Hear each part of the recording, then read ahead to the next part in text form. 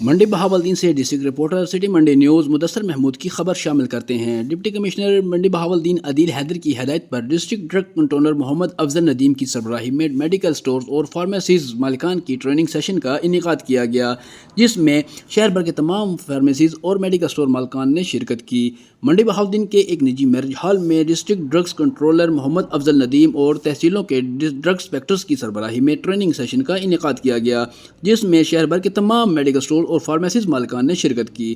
جس میں district drug controller محمد افضل ندیم نے بات چیت کرتے ہوئے کہا کہ تمام میڈیکل سٹور اور فارمیسیز مالکان کو آگاہ کیا جاتا ہے کہ فارمیسی اور سٹور پر صفائی ستھرائی کے ساتھ ساتھ اسٹیرائڈز اور نارکوٹکس میڈیسن کی فروخت کا ریکارڈ کو یقینی بنایا جائے اور ڈاکٹرز کے نسخے پر غیر نشہ آور ادویات کی فروخت ہرگز برداشت نہیں کی جائے گی۔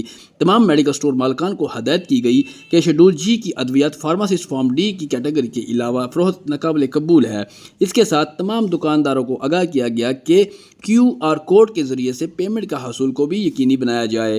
ڈسٹرکٹ ڈرگ کنٹرولر نے واضح کیا کہ ان ہدایت کا مقصد عوام کو معیاری ادویات کی فراہمی یقینی بنانا اور نشہ آور ادویات کو غلط استعمال کو روکنا ہے۔